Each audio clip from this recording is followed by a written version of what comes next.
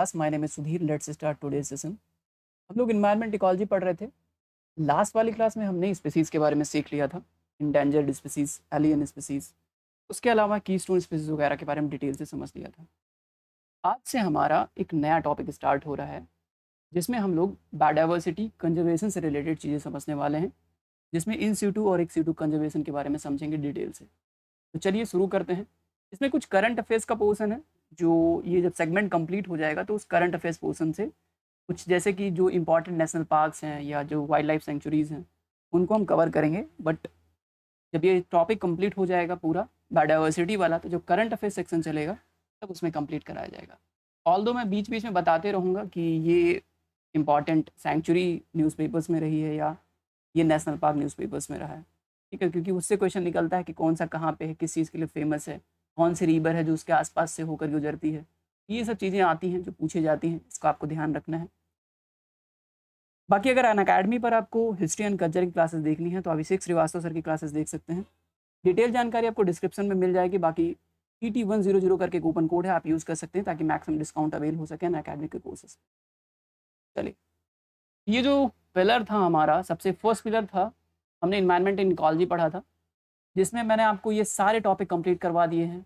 Habitat, ecosystem, ecology principle and organization, function कैसे है, energy flow कैसे काम करता है, ट्रॉपिक लेवल में कैसे कैसे चीज़ें आगे बढ़ती हैं, सब चीज़ें बहुत डिटेल से समझी हैं। उसके बाद हमने बायोजियो केमिकल साइकिल पढ़ा था, जिसमें मैंने आपको sulphur cycle, nitrogen cycle, carbon cycle, hydro cycle, ये सारी चीज़ें हमने पढ़ी थी। जितने इंपॉर्टेंट न्यूट्रिएंट्स थे उनके बारे में सीखा था और हमने देखा था कि किस प्रकार ये न्यूट्रिएंट्स जो हैं एटमॉस्फेरिक कंसंट्रेशन को मेंटेन करते हैं। एटमॉस्फेरिक कंसंट्रेशन हमेशा मेंटेन रहना चाहिए। अगर ये किसी भी तरीके से बिगड़ा तो ह्यूमन लाइफ सस्टेन नहीं करेगी पूरे अर्थ पे। देखो, बहुत सारे प्लैनेट्स हैं, वहाँ पे क्यों नहीं ह्यूमन लाइफ सस्टेन करती है। मार्स पे हम लोग आज बहुत ज़्यादा खोज मचा रहे हैं, क्यों कि हमको लगता है कि हाँ, वहाँ का एटमॉस्फेरिक कंसंट्रेशन जो है उसको हम लोग मेंटेन कर ले जाएंगे किसी ना किसी दिन। तो हम लगातार कोशिश कर रहे हैं कि कैसे मेंटेन करें, कैसे वहाँ पे ह्यूमंस जो है सर्वाइव कर पाएँ। इसके लिए हम लोग लगातार रिसर्च कर रहे हैं, ठीक है। बताइए मुझे, अभी हाल फिलहाल में यूनाइटेड स्टेट ने कौन सा अपना मिशन स्टार्ट किया है जो मार्स के लिए है, और परजीवरेंस, एक मिशन परजीवरेंस स्टार्ट किया गया था यूनाइटेड स्टेट नासा के द्वारा खासकर। तो आप बताइए कि किस चीज़ के लिए है। उसके अलावा एक क्वेश्चन और है जो आपको बताना है, वो ये है कि अभी सैटर्न के लिए कौन सा इंपॉर्टेंट मिशन स्टार्ट किया गया है। एक और क्वेश्चन आप बताइए कि गगनयान, जो गवर्नमेंट ऑफ इंडिया यानी इसरो स्टार्ट करके रखी है, गगनयान, ये कब तक इम्प्लीमेंट हो जाएगा। ठीक है, ये कुछ क्वेश्चंस हैं जो आपको होपफुली, अभी प्रीलिम्स आ रहा है तो अभी आपको पता भी होना चाहिए था, ठीक है। तो ये आपको बताना है कि ये सारे क्वेश्चन का जवाब मुझे आप कमेंट सेक्शन में देंगे। ओके, चलिए।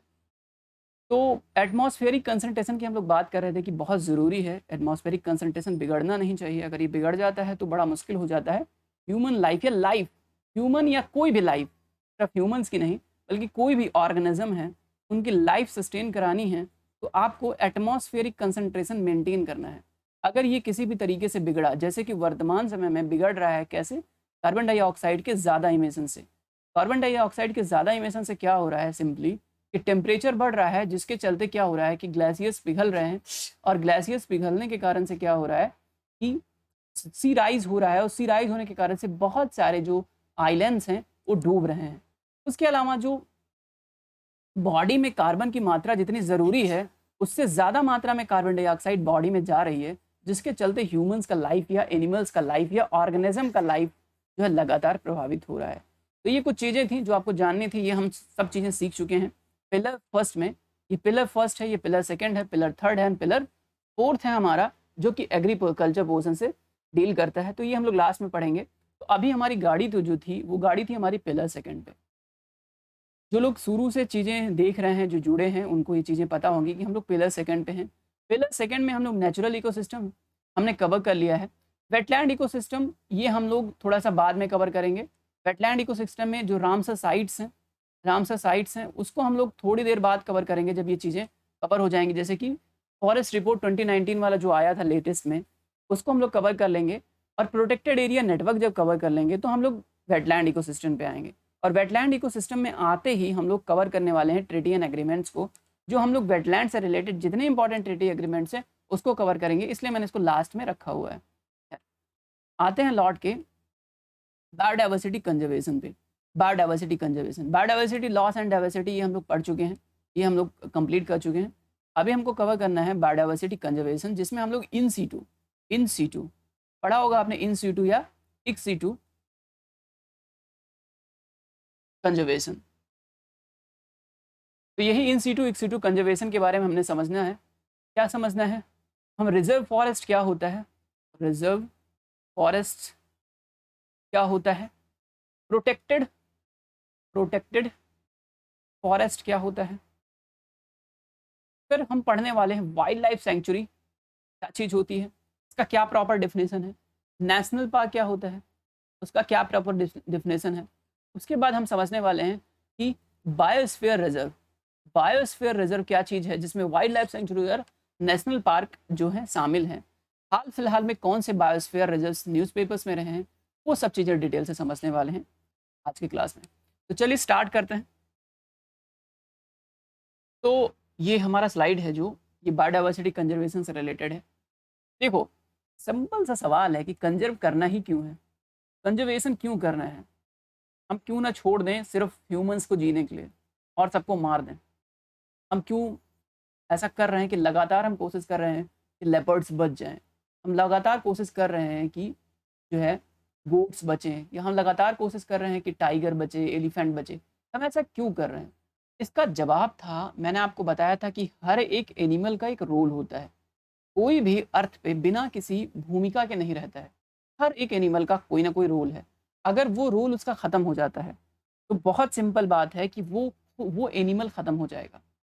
वो एनिमल ख़त्म हो जाएगा अगर उसका रोल ख़त्म हो गया। फॉर एग्ज़ाम्पल मैंने बताया कि एलिफेंट्स का क्या रोल है? क्या एलिफेंट्स सिर्फ इसलिए हैं कि वो गन्ना खाती हैं या घास खाती हैं, इसलिए है? नहीं। एलिफेंट्स का एक रोल है, उनकी भूमिका है, जिनको हमने बताया था इकोलॉजिकल निके में। इकोलॉजिकल निके में मैंने आपको बताया था, हिंदी में निकेत बोलते हैं इसको। इसमें मैंने आपको बताया था कि एलिफेंट्स का बहुत प्रॉपर रोल है। देखो अगर एलिफेंट्स नहीं होंगी, एलिफेंट्स की एक प्रॉपर्टी होती है कि इनके रास्ते में जितने भी प्लांट्स आते हैं मोस्टली ये क्या करती हैं, घूमती नहीं हैं ज़्यादा। ये अपना रूट चेंज नहीं करती है कि बीच में प्लांट आ गया तो रूट चेंज कर लिया, नहीं। ये उसको पकड़ के उखाड़ देती हैं, उखाड़ के इनको फेंक देती हैं अलग। ठीक, तो क्या होगा जब ये उखाड़ के फेंकती चली जाएंगी तो क्या होगा, एक रास्ता तैयार होता चला जाएगा। किसके लिए? अदर एनिमल्स के लिए। कौन से एनिमल्स? जो बहुत तेज भागते हैं, जिनकी स्पीड बहुत ज़्यादा है, उन एनिमल्स के लिए रास्ता तैयार होगा। सपोज कि अगर मान लो कि टाइगर है और टाइगर को किसी भी तरीके से अगर इसको चलना है, मान लो शिकार करना है, ठीक है, सर्वाइवलिटी के लिए शिकार करेगा। सर्वाइवलिटी के लिए जब शिकार करेगा तो ये बहुत तेज़ी से दौड़ता है। और अगर एलिफेंट नहीं होता तो जो ये रास्ता तैयार हुआ है, जिस रास्ते पे टाइगर बहुत तेज़ी से दौड़ रहा है, आगे तुरंत एक पेड़ पड़ता और पेड़ में ये लड़ जाता और लड़ के ये मर जाता। तो ये शिकार नहीं कर पाता। और ये शिकार नहीं कर पाता, सपोज करो कि पेड़ में लड़ता भी नहीं, क्योंकि तेज ये चल नहीं पा रहा है। तेज ना चल पाने के कारण से क्या होगा कि टाइगर्स की संख्या जो है, टाइगर जो है शिकार नहीं कर पाएगा, और शिकार नहीं कर पाएगा तो खाना बिना मर जाएगा। तो सिंपल सी बात है, एलिफेंट का रोल एक इकोलॉजी में, एक इन्वायरमेंट में ये है कि रास्ता तैयार करना। रास्ता जब तैयार, जैसे कि बहुत सारे डिकम्पोजर्स की मैंने बात करी थी, वल्चर्स की बात करी थी। वल्चर्स की जब मैंने बात करी थी तो वल्चर्स के बारे में मैंने आपको बताया था कि वल्चर्स क्या करते हैं कि डिकम्पोजर्स का काम करते हैं। जैसे मान लो कि गाय मर गई या बकरी मर गई और वो ऐसे ही पड़ी है, तो उसको कौन डिकम्पोज करेगा, कौन खाएगा?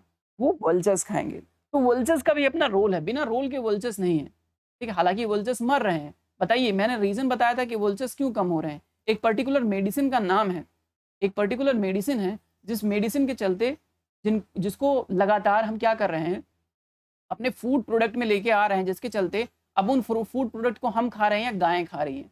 ठीक है, गायों के दूध में वो चीज़ें बहुत फैल रही हैं। अब उस दूध में फैल के क्या हो ना, उनकी बॉडी में चला जाता है। अब उस बॉडी को डिकम्पोज करता है वल्चर, तो वल्चर के शरीर में चला जाता है। जैसे वल्चर के शरीर में जाता है, वल्चर का जो लिवर है वो मल फंक्शन हो जाता है, काम करना नहीं काम करता है ठीक से। तो इसके चलते क्या होता है कि जब लीवर डैमेज होगा, जाहिर सी बात है कि वो मर जाएगा। तो इसके चलते वल्चर्स की संख्या बहुत कम हो रही है। तो हर का एक अपना अपना रोल है। जैसे एलिफेंट्स के बारे में हमने देखा कि एलिफेंट्स का भी अपना रोल है। कि एलिफेंट्स रास्ता तैयार कर रहे हैं किसके लिए, अदर जो बड़े एनिमल्स हैं जैसे कि लेपर्ड्स हुए, टाइगर्स हुए, लायंस हुए, इनके लिए रास्ता तैयार करना है, किस लिए, कि ये खाना अपना ले पाए। इसलिए हम क्या करते हैं कि इन एनिमल्स को प्रोटेक्ट करते हैं। अब दूसरी बात ये है कि चलो एनिमल को हमने प्रोटेक्ट कर लिया, कंजर्व कर लिया, साथ ही साथ क्या करते हैं, साथ ही एक बहुत जरूरी चीज है वो ये है कंजर्वेशन में कि फूड चेन मेंटेन होता है।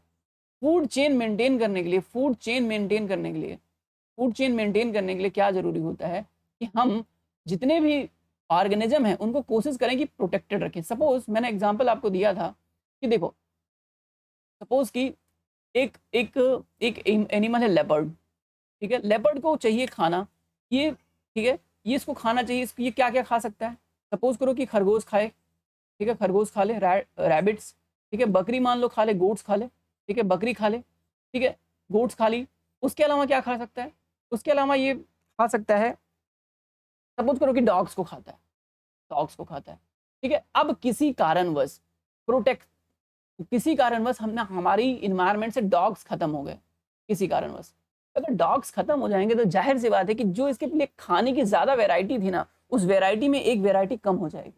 जब ये वैरायटी कम हो जाएगी तो इसके पास जो इजीली अवेलेबल हो जाता था खाना, वो अब इजीली अवेलेबल नहीं होगा।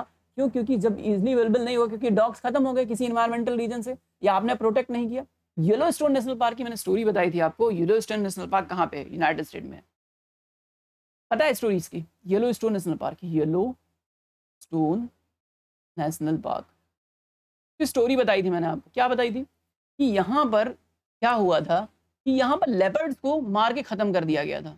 लेपर्ड था या भेड़िया था शायद, ठीक है, इसको खत्म कर दिया गया था। क्यों? क्योंकि ये ह्यूमन सेटलमेंट में चला आता था, इसके चलते बहुत सारे लोगों को प्रॉब्लम होने लगी थी। तो गवर्नमेंट ने डिसाइड किया यूनाइटेड स्टेट की कि चलो लेपर्ड को मार के भगा देते हैं यहाँ से। हाँ, तो जितना लेपर्ड को इन्होंने मारा, उसके बाद जहाँ बकरी जितनी बच गई ना, बहुत सारी बकरियां बच गई जिनको ये लेपर्ड्स खाते थे। तो जब लेपर्ड, अब बकरियों को क्या लगा कि लेपर्ड्स है नहीं, तो अब जितना मर्जी है उतना, तो जितनी बकरियां हैं इनको आज़ादी मिल गई, बकरियों को मिल गई आज़ादी। किस चीज़ से आज़ादी मिल गई? लेपर्ड से, ठीक है, लेपर्ड से। तो आज़ादी जब मिल गई बकरियों को लेपर्ड से, तो ये ढेर सारी बकरियों की तो संख्या इतनी ज़्यादा हो गई कि इन्होंने जितना घास था येलोस्टोन नेशनल पार्क का, सारा का सारा इन्होंने खा के खत्म कर दिया। जब सारा का सारा घास खा के खत्म कर दिया तो येलोस्टोन नेशनल पार्क 10 सालों में ही एक डेजर्ट में कन्वर्ट हो गया। एक हरा भरा नेशनल पार्क 10 सालों में डेजर्ट में कन्वर्ट हो गया। समझ रहे हैं? सिंपल सी बात क्या हुई, सिर्फ लेपर्ड हटा। तो ये बहुत जरूरी है, इस बात से ये बात समझ में आती है कि इन्वायरमेंट में हर एक एनिमल्स की अपनी एक भूमिका है। हमें किसी चाहे अनचाहे तरीके से इसको खत्म नहीं करनी चाहिए। अगर हम उसको खत्म करेंगे तो पूरे इन्वायरमेंट पे इम्पैक्ट पड़ेगा। इसलिए हम क्या करते हैं, बायोडाइवर्सिटी कंजर्वेशन करने का काम करते हैं। ये पूरी भूमिका थी जो हमको आज आगे पढ़ना है कि हमें क्यों करना है कंजर्व, हम इक्सीटू इनसीटू कंजर्वेशन क्यों करते हैं, इसका एक जवाब ये था। ठीक है, अब आओ लौट के आते हैं अपने टॉपिक पे। इनसीटू एक्सीटू कंजर्वेशन करने का काम करते हैं। हाँ, चलो समझने की कोशिश करते हैं। जेनेटिक डाइवर्सिटी, देखो करते क्या है कि इसमें जेनेटिक डाइवर्सिटी को प्रोटेक्ट करने की कोशिश करते हैं। देखो कैट्स की बहुत सारी वेराइटी है, कैट्स की बहुत सारी वेराइटी है। जो नॉर्मल कैट्स बिल्ली मौसी घर में पाई जाती हैं, उनके अलावा बहुत सारी कैट्स की वेराइटी है। जैसे कि टाइगर भी कैट्स की ही वेराइटी है, लेपर्ड्स भी एक कैट्स की ही वेराइटी है। ठीक है, हम क्या करते हैं इन सीटू और एक्सीटू कंजर्वेशन से, हम इनकी जेनेटिक डाइवर्सिटी को प्रोटेक्ट करने का काम करते हैं। हम इनकी जेनेटिक डाइवर्सिटी को बचाने का काम करते हैं। जेनेटिक डाइवर्सिटी सिर्फ प्लांट्स में नहीं होता, या जेनेटिक डाइवर्सिटी सिर्फ एनिमल्स में नहीं होता। जेनेटिक डाइवर्सिटी प्लांट और एनिमल दोनों में होता है। Genetic diversity plant and animals में होता है। तकरीबन दुनिया में तकरीबन, आप मैं अगर राइस की बात करूं तो राइस की तकरीबन 10,000 वेराइटी है। 10,000 वेराइटी ऑफ राइस है, और ये कम हो गई है। ये कम से कम 50,000 वेराइटी थी राइस की। ये जेनेटिक इनके डाइवर्सिटी का ही एग्जाम्पल है। आप कॉर्न की बात करते हैं, स्वीट कॉर्न्स आप खाते होगे। कॉर्न की बात करें तो कॉर्न, आप इस इमेज में आप दिखाता हूं मैं आपको, नहीं है, कॉर्न की तकरीबन 9 वेराइटी है जो इंडिया में पाई जाती है, और सारे अलग अलग कलर के। कोई रेड कॉर्न, आपको ग्रीन कॉर्न भी आपको दिखाई देंगे, सिंपल व्हाइट कॉर्न तो आपको दिखाई देते हैं, येलो कॉर्न आपको दिखाई ही देते हैं। कॉर्न की भी अलग अलग वेराइटी है। तो इसको हम प्रोटेक्ट करने की कोशिश करते हैं अपने बायोडाइवर्सिटी कंजर्वेशन के तहत। चलो आते हैं ऑन साइट या इन सीटू कंजर्वेशन पे। इन सीटू कंजर्वेशन क्या चीज है भाई, क्या वाला है in situ conservation? In situ conservation का सिंपल सा मतलब होता है on site. On site conservation, on site का क्या मतलब है? ऑन साइट का मतलब है कि सपोज एक एग्जांपल लो कि एलिफेंट्स है, एलिफेंट जहां पे पाया जाता है, सपोज करो कि नीलगिरी बायोस्फीयर रिजर्व, नीलगिरी बताओ कहाँ पे है, Nilgiri, Nilgiri, Nilgiri biodiversity, Nilgiri biosphere reserve, biosphere reserve, Nilgiri biosphere reserve कहाँ पे है, तमिलनाडु की सीमा पे है। सिर्फ तमिलनाडु में नहीं है बल्कि और बहुत सारे रीजन्स में, तमिलनाडु, कर्नाटका और केरल के रीजन में ये लगता है बायोडाइवर्सिटी वाला रीजन। देखिए कहने का मतलब है ये जो नीलगिरी बायोस्फीयर रिजर्व है यहाँ पर बहुत सारी मात्रा में एलिफेंट्स पाए जाते हैं मान लो, ठीक है। तो जब ये एलिफेंट्स पाए जाएंगे तो हम क्या करते हैं कि जिस रीजन में ये पाए जाते हैं उसी रीजन में ले जाके इनको प्रोटेक्ट करते हैं, हम इनको कहीं दूसरी जगह माइग्रेट नहीं करते। जैसे कि गिर नेशनल पार्क, गिरी नेशनल पार्क, गिरी नेशनल पार्क कहाँ पे, गुजरात में है। गिरी नेशनल पार्क में आप देखते हैं कि Lions, Asiatic Lions, Asiatic Lions के लिए गिरी नेशनल पार्क बहुत ज़्यादा फेमस है। और हाल फिलहाल में कोशिश कर रहे हैं कि मध्य प्रदेश में हम सतपुड़ा के आसपास लेके आए इस जो लायंस हैं उनको प्रोटेक्ट करने की कोशिश करें। तो जब हम किसी एनिमल को उसके पर्टिकुलर रीजन में जहाँ पे वो पाया जाता है उसी जगह पर हम प्रोटेक्ट करने की कोशिश करें तो उसको बोलते हैं ऑन साइट या इन सीटू कंजर्वेशन। लेकिन जब हम किसी एनिमल को जहाँ पे वो रहता है उससे हटाकर किसी और जगह पर ये जाके उसको हम प्रोटेक्ट करें, सेव करें, जिससे वो एक्सटिंक्ट ना कर जाए, खत्म ना हो जाए, तो उसको बोलते हैं हम इन सीटू कंजर्वेशन। जैसे कि चिड़ियाघर, जू, जू क्या होता है, जू जो होता है आपका है ये एक प्रकार का इन सीटू कंजर्वेशन का एग्जांपल है। ऑफ साइट, ऑफ साइट मतलब जहां पर ये नेचुरली पाए नहीं जाते हैं वहां पर ले जाके हम इनको प्रोटेक्ट करें तो ये इन सीटू कंजर्वेशन का एक एग्जांपल है। आई होप कि ये बात समझ में आई होगी, इन सीटू और in situ. In situ conservation की बात करें तो इन सीटू कंजर्वेशन में बहुत सारे आते हैं, जैसे कि बायोस्फीयर रिजर्व एक इन सीटू कंजर्वेशन का एग्जांपल है। National park, wild life sanctuary, reserve forest and protected forest, ये सब या नेचुरल नेचर रिजर्व बोलते हैं, एक नेचर रिजर्व यानी नेचर रिजर्व, ठीक है, नेचर रिजर्व्स। नेचर रिजर्व्स की अगर हम बात करें तो ये सब जो है इन सीटू कंजर्वेशन के तहत आते हैं। भारत में अब तक 18 बायोस्फीयर रिजर्व्स हैं भारत में टोटल। अब अगर मैं पूछूं आपसे कि कितने बायोस्फीयर रिजर्व हैं भारत में, अब ऐसे कई बार अंदाजा लगाने में बता देंगे 100 बायोस्फीयर रिजर्व है, ऐसा तो है नहीं, थोड़ा सा मतलब पता ही होना चाहिए, बहुत कम, क्योंकि बहुत सारे 3-4 नेशनल पार्क को लेकर एक बायोस्फीयर रिजर्व बनता है। तो टोटल भारत में 18 बायोस्फीयर रिजर्व हैं। नेशनल पार्क की बात करें तो तकरीबन 104 नेशनल पार्क हैं। आप बताइए कि लास्ट नेशनल पार्क जो अभी हाल फिलहाल में बनाया गया है उसका नाम क्या है, लास्ट नेशनल पार्क जो अभी भारत में बनाया गया उसका नाम क्या है। और तकरीबन 550 वाइल्ड लाइफ सेंचुरी जो है अभी भारत में है, ठीक है, तकरीबन 550 प्लस, मतलब अभी लास्ट में अभी हाल फिलहाल में मैंने एक न्यूज़पेपर्स में सुना था, जो न्यूज़पेपर्स में था सुहेलवा वन्यजीव अभ्यारण्य, Suhelwa, just a second, Suhelwa, Suhelwa wild life sanctuary, ठीक है, ये भी न्यूज़पेपर्स में था। तो थोड़ा ध्यान रखना कि ये कहाँ पे सुहेलवा वाइल्ड लाइफ सेंचुरी पाया जाता है, ठीक है, ये बड़ा इंपॉर्टेंट है, पूछा जा सकता है। खैर 550 वाइल्ड लाइफ सेंचुरी हैं, 104 नेशनल पार्क हैं, 18 बायोस्फीयर रिजर्व्स हैं, ठीक है, ये इंपॉर्टेंट है, ये तीनों को हमको पढ़ना है। बाकी अभी गोगाबील बिहार में एक गोगाबील कम्युनिटी रिजर्व अभी बनाया गया था, ये पढ़ाएंगे आगे, अभी पता चल जाएगा आगे कि ये गोगाबील कहाँ पे बना हुआ है, सारा करंट अफेयर्स वाले में सेक्शन में अपडेट है। तो तकरीबन 18, 104 और 550 wild life sanctuary, biosphere reserve, national park इस तरीके से कैटेगराइज किया गया है। तो मतलब जो ज़्यादा संख्या में उसकी एरिया कम होगी, सिंपल सी बात है, जो संख्या में ज़्यादा है उसका एरिया कम है, जो संख्या में कम है उसका एरिया ज़्यादा है, ठीक है। चलो, प्रोटेक्शन के मामले में सबसे ज़्यादा प्रोटेक्टेड ये रहेगा, फिर ये रहेगा, फिर ये रहेगा, उसके बाद सोहन चलता रहेगा, ठीक है। अब बात कर लेते हैं कि नेशनल पार्क, बायोस्फीयर रिजर्व और वाइल्ड लाइफ सेंचुरी में क्या चीज़ें, क्या डिफरेंस है और इसको कैसे बनाया जाता है, कौन डिसाइड करता है। देखो, कभी भी कोई बायोस्फीयर रिजर्व या कोई भी नेशनल पार्क या कोई वाइल्ड लाइफ सेंचुरी अगर बनानी है तो एक बोर्ड है, नाम है national board for wild life, national board for wild life, national board for wild life, ये बोर्ड है NVWL, ठीक है, national board for wild life, मतलब हिंदी में क्या बोलते हैं, राष्ट्रीय वन्य जीव बोर्ड, राष्ट्रीय वन्य जीव बोर्ड, ऐसा करके हिंदी में बोल सकते हैं। तो ये इसको चेयर कौन करता है, इसको चेयर, इसका ये पूछा जाता है, एक बार क्वेश्चन भी पूछा था कि national board for wild life के चेयरपर्सन कौन है, यूपीएससी का क्वेश्चन था। ठीक है। ये जो है चेयरपर्सन इसके होते हैं प्राइम मिनिस्टर, पीएम होते हैं, प्राइम मिनिस्टर इसके चेयरपर्सन होते हैं। ध्यान रखना, कई बारी क्या देते हैं कंफ्यूज करने के लिए, हमें कंफ्यूज करने के लिए फॉरेस्ट मिनिस्टर दे देते हैं, फॉरेस्ट मिनिस्टर, फॉरेस्ट मिनिस्टर, ठीक है। Forest minister national board for wild life sanctuary के, वाइल्ड लाइफ के क्या होते हैं, चेयरपर्सन नहीं होते हैं। ध्यान रखना, नहीं होते हैं। कौन होते हैं, prime minister, PMO, prime minister, PMO सारा मैटर डील करता है, प्राइम मिनिस्टर ऑफिस, और पीएम जो होते हैं इसके चेयरपर्सन होते हैं। ये बात ध्यान रखनी है।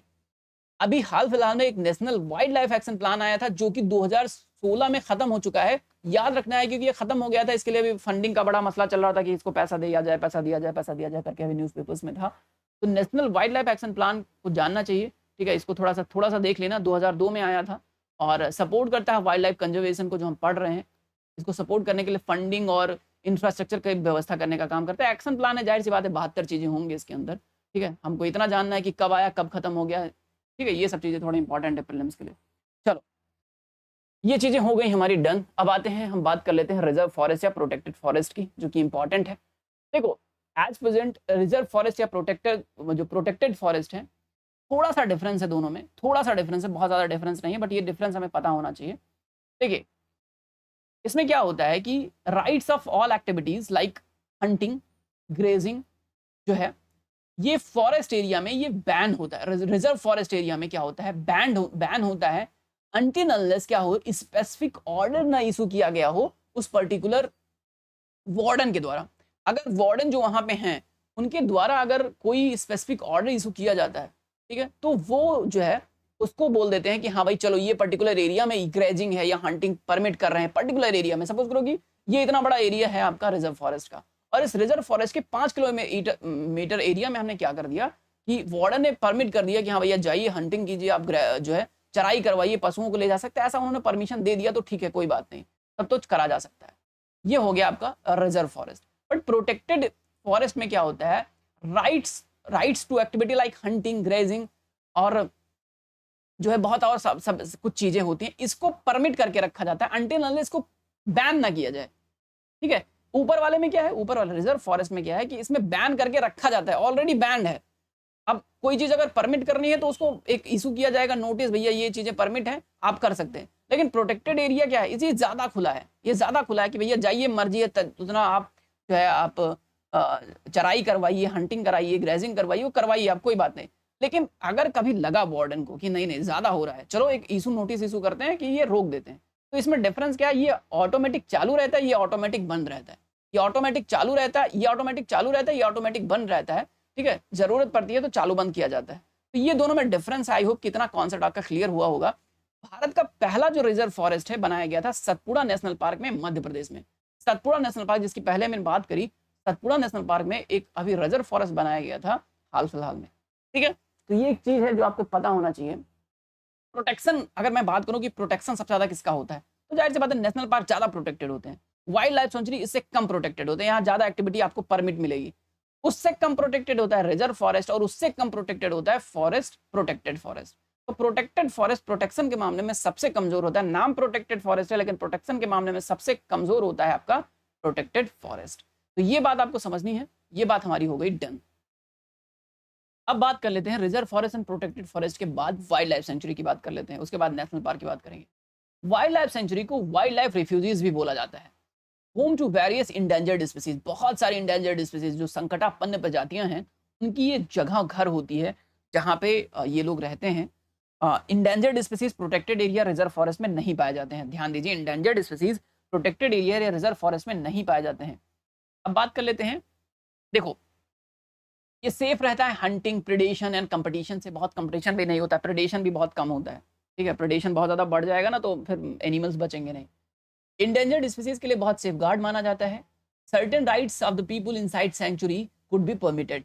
देखो बहुत सारी कुछ जो इनके राइट्स होते हैं सेंचुरी में, बहुत सारे परमिटेड होते हैं, जैसे कि ग्रेजिंग, फायरवुड कलेक्शन ट्राइबल्स के द्वारा, बट स्ट्रिक्टली रेगुलेटेड होते हैं, बहुत ज़्यादा इनको रेगुलेट करके रखा जाता है। ऐसा नहीं कि उठापटक कुछ भी आप जो भी मर्जी आप आए गए वहाँ पेड़ काट लिया या कुछ भी आपने घास चराई कर दी, बहुत रेगुलेटेड रहता है। और पर्टिकुलर जो एक ट्राइबल्स के लिए अलाउ करता है कि उसके अलावा अगर कोई ऐसा नहीं कि यूपी का कोई इंसान गया और सतपुड़ा के अंदर जंगलों में घुसा और वहाँ पे जाके अंदर चराई करा दी, कटाई करा दी, ऐसा नहीं होता। वो पर्टिकुलर ट्राइबल एरिया को ही आपको जो है परमिशन रहती है, कोई उठापटक नहीं जाके वहाँ पे कटाई करवा सकता है। तो ये एक इंपॉर्टेंट चीज़ है जो समझनी पड़ेगी वाइल्ड लाइफ सेंचुरी के बारे में। परमिशन रहता है लेकिन कुछ पर्टिकुलर लोगों को कुछ पर्टिकुलर एरिया में, ठीक है। सेटलमेंट अलाउड नहीं है, सेटलमेंट अलाउड नहीं है। यहाँ पे ध्यान दीजिए कि वाइल्ड लाइफ सेंचुरी में सेटलमेंट अलाउड नहीं है। तो हम बात कर रहे थे कि सेटलमेंट इज नॉट अलाउड। ये इंपॉर्टेंट चीज है कि सेटलमेंट अलाउड नहीं है, केवल हाँ देखो एक्सेप्शन केस हमेशा रहता है। ट्राइबल्स एरिया में जो ट्राइब्स होते हैं उनको अलाउड है, वो अलाउड है। कुछ और वो एक्सेप्शन है, फ्यू एक्सेप्शंस हैं, ठीक है।